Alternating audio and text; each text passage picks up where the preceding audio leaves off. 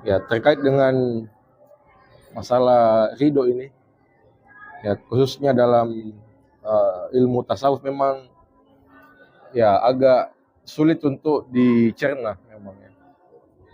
Sebagaimana ada kata-kata sufi itu mengatakan bahwa eh, perbedaannya orang biasa dengan orang sufi itu kalau orang biasa diberikan musibah, dia berkata, ya Allah, dosa apa ini yang saya lakukan sehingga saya dapat musibah ini. Tapi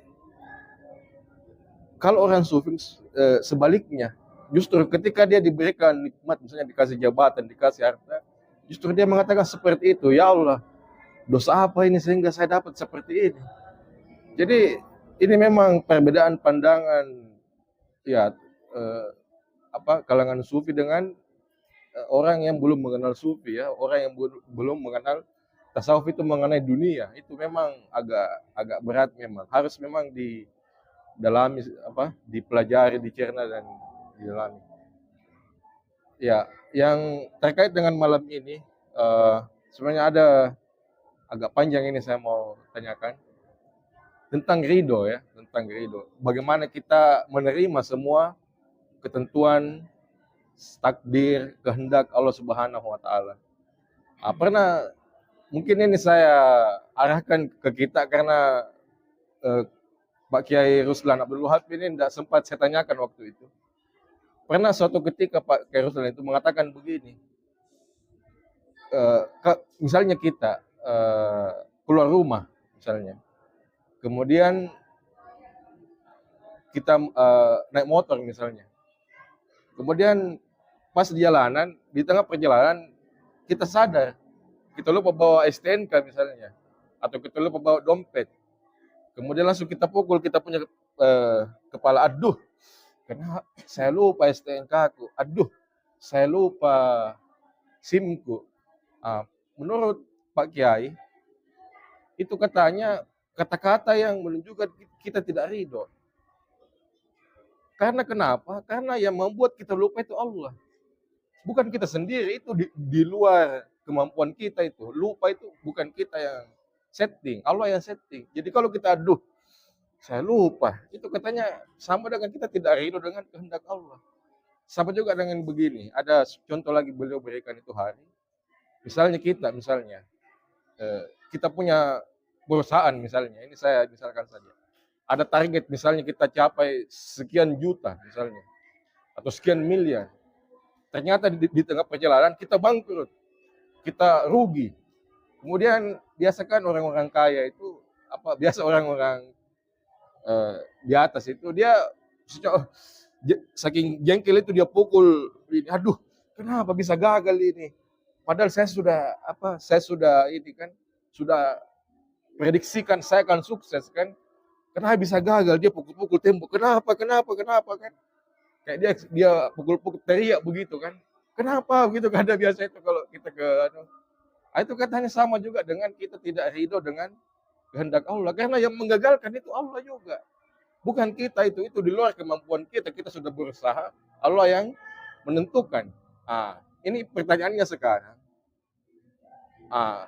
Ada teori psikologi ya terkait dengan yang tadi itu Pak, yang kalau yang pertama saya tidak temukan yang memukul dah itu, tapi yang memukul-mukul itu pernah ada saya temukan teori psikologi mengatakan ketika orang gagal, ketika misalnya ekspektasinya itu tidak sesuai kenyataan, itu biasa memang orang itu mencari pelampiasan untuk melampiaskan emosi-emosi negatif.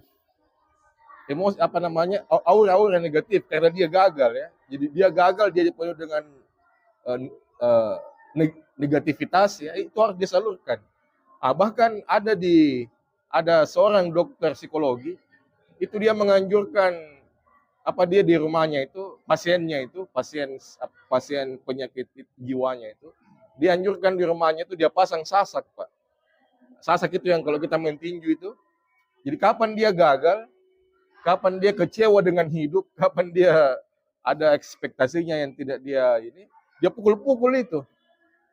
Dan itu katanya tersalurkan itu negatifnya, atau dia ke pantai kemana, dia teriak sekeras-kerasnya. Bahkan juga ada, kalau tidak salah calon gubernur itu juga punya, ada caranya ini. Ridwan Kamil kalau tidak salah, dia sediakan mobil untuk orang yang stres. Jadi dia bisa teriak-teriak atau apa di situ. Kalau yang saya tidak salah dengar. Itu kan apakah tidak bertentangan tadi itu teori psikologi dengan teori tasawuf mengatakan bahwa kalau kamu pukul-pukul, kamu itu sama dengan kamu tidak ridho dengan kehendak Allah Subhanahu wa taala. Sementara dari psikologi tadi itu dia dianggap sebagai hal yang positif. Ya malah justru katanya orang yang sudah pukul-pukul itu dia akan semangatnya kembali lagi, Pak. Jadi tidak sama katanya kalau kita gagal misalnya. Kemudian kita tahan diri. Tidak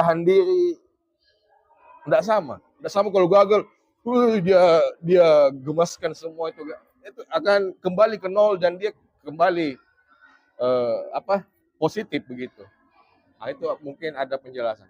Yang kedua, saya mau klarifikasi tadi, merasa paling benar ya. Saya pernah diskusi dengan taruhlah saudara-saudara kita ya, saya tidak usah sebut. Itu kan mereka selalu dikucilkan bahwa mereka dianggap paling benar karena beginilah. Saya pernah ditanyakan itu dan dia mengatakan bahwa tidak apa-apa katanya kita merasa paling benar.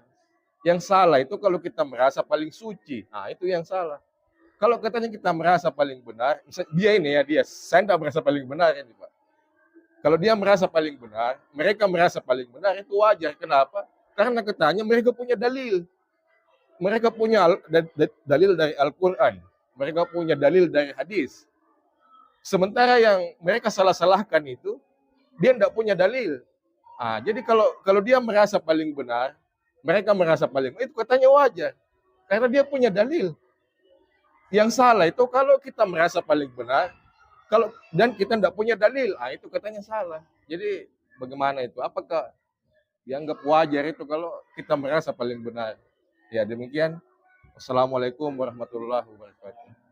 Ya. Terima kasih. Assalamualaikum warahmatullahi wabarakatuh. Singkat ini, Pak. Ya kita ini ya materi tadi masalah ridho dapat kalbu. Ayo. Kalau ridho ini tentunya kan datanya dari Allah. Karena misalnya kita mengabdi atau kita berbuat yang sebaik-baik mungkin, tapi karena tidak ada ridho mungkin ya kita tidak bisa ini, Pak. Karena itu ridho datangnya dari Allah. Walaupun kita berbuat mungkin ya dianggap mungkin kelebihan atau cara kita ini mengabdi misalnya, tapi mungkin masih di sana sini masih salah. Tapi mungkin karena ada ridho dari Allah, mungkin bisa saja mungkin masuk itu, karena ini ridho datangnya dari Allah. Iya. Dan itu ridho apa itu ridho dengan seperti rahmat. Apa namanya bedanya? Misal rahmat dengan ridho itu yang bagi apa itu Pak? Apa bianunya itu ridho dengan rahmat itu? Itu bisa saya tanya itu apa namanya itu Pak? Bedanya itu rahmat dengan ridho. Bedanya? Iya bedanya itu. Bersebut. Iya. Iya. Bersama ridho. Karena kan ridho datangnya dari Allah. Sedangkan rahmat juga dari Allah. Iya. Karena kita berbuat apa misalnya kita beribadah atau apa saja pun yang kita lakukan yang terbaik sesuai dengan perintah dari Allah dan menjauhi dari segala larangannya. Kita laksanakan semua kan tergantung dari Allah, dapat ridho atau dapat rahmat dari Allah, kan semua itu Pak. Jadi ini rahmat dengan masih ada Pak, itu saja. Jadi kalau kita bicara ridho dengan kalbu, tentu kalbu kan dari dalam, yang di dalam ini. Jadi walaupun ini kesalahan, tapi siapa yang tahu ini kalbu kita ini? Tidak ada. Allah yang tahu. Allah yang tahu ini kalbu kita ini. Karena ini di dalam, semua kita berserah kepada Allah. Apa yang kita lakukan, semua kita minta ridho. Ya, ridho dari Allah, rahmat dari Allah. Semua itu kan harus kita minta. Ridho kita tidak minta kan tidak bisa, Pak. Tadi kan, ridho itu harus diminta. Nah, jadi diminta tentu kita harus berbuat yang bagaimana, apa yang diajukan Allah. Larangan dengan perintahnya kita lakukan. Tergantung dari Allah, ridhonya dan atau rahmatnya. Terima kasih itu saja Pak. Terima kasih. Assalamualaikum warahmatullahi wabarakatuh. tadi yang dikatakan Pak Mahmud, ridho dengan rahmat. Ridho itu rela, Allah rela kepada si hamba. Jadi makanya saya jelaskan, kalau Allah telah ridho kepada si hamba tidak sempurna, Allah yang sempurnakan. Walaupun syaratnya tidak khusyuk, Allah terima dia, karena Allah telah ridho kepada dia. Jadi ridho itu diminta, Pak. Beda rahmat. Rahmat tidak diminta, dikasih. Rahmat itu kan kasih, pengasih. Baik Islam, non-Islam, non-Muslim, Allah kasih semuanya. Allah kasih kehidupan yang ada di alam semesta ini. Tapi rahimnya Allah tidak berikan, karena kasih sayangnya Allah berikan kepada orang-orang yang dikehendaki. Jadi bedanya ridho dengan rahmat itu beda sekali. Rahmat tanpa diminta Allah beri. Dari segi kehidupan di alam semesta ini. Tadi Pak Iqbal mengatakan, saya pindah untuk menjawab Pak Iqbal. Saya dulu punya teman penjual di sentral, penjual pisau untuk hias-hias itu, timun, wortel lah, segala macam. Saya pernah bertanya kepada dia, karena dia itu menjual beda dengan seperti orang menjual kalau dia datang penjual ke pasar.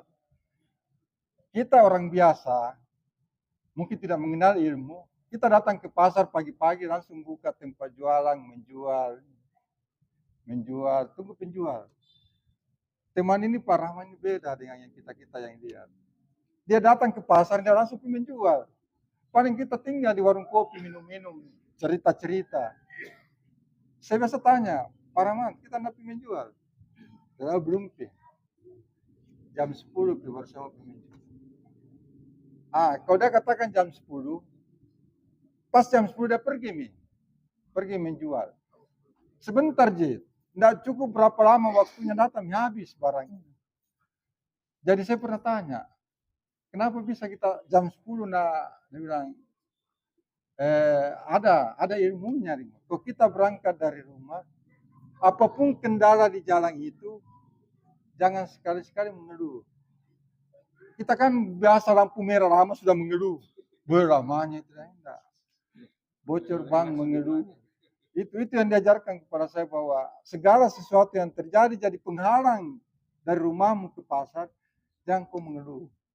Karena itu adalah sesuatu yang kau jalani dalam kehidupanmu, bahwa memang di saat kau lampu merahnya lama, bukan kamu yang mengatur tentang perjalanan itu. Itu yang saya diajarkan. Jadi yang tadi dikatakan Pak Iqbal, bahwa orang memukul jidat setelah ada gagal, itu ekspresi, Pak. Ekspresi tidak ketenangan dengan hasil yang dia pakai. Dan itu bukan untuk mendapatkan ridho. Seakan-akan dia mengeluh kepada Allah. Bahwa kenapa? Jadi tentang ridho itu menanggapi sesuatu tentang yang dikehendaki Allah Subhanahu wa ta'ala, tergantung dari pengabdian kita, hamba kita kepada Allah Subhanahu wa ta'ala.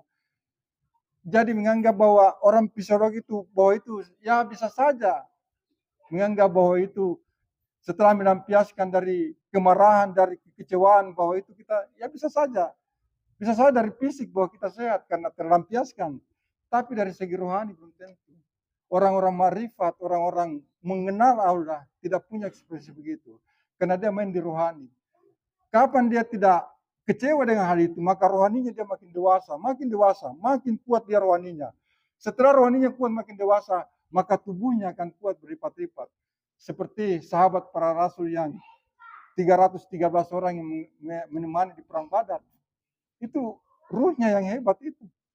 Bayangkan melawan ribuan orang. Satu lawan berapa? Karena rohaninya yang kuat. Sehingga badannya begitu hebat. Ya.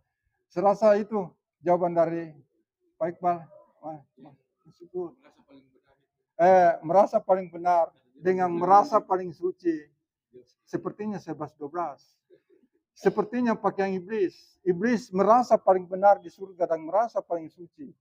Sehingga dia tidak mau sujud kepada Nabi Adam. Sehingga dia dilemparkan dari surga. Jadi kalau benar katakan dia punya dalil, dia punya ya. Walaupun kita punya dalil, kita tidak menganggap bahwa diri kita paling benar. Karena penafsiran dan sesuatu berbeda dari segi ilmu seseorang. Mempelajari dari tafsiran Al-Quran dan hadis itu. Beda orang yang menafsirkan orang yang sudah puluhan tahun mempelajari Al-Quran dengan baru 2 tahun. Yang mempelajari Al-Quran dengan hadis itu beda, pasti beda penafsiran. Jadi contoh kita kasih Sayyidina Abu Bakar ketika ditanya bagaimana ma'rifat dengan Allah. Semakin engkau mengenalnya, semakin engkau merasa bodoh, semakin engkau merasa tidak ada apa-apanya. Artinya kita ini tidak ada apa-apanya. Ya, saya rasa itu jawaban dari pertanyaan-pertanyaan ya Bapak ya. Saya rasa cukup sekian. Terima kasih. Saya tutup. Assalamualaikum warahmatullahi wabarakatuh.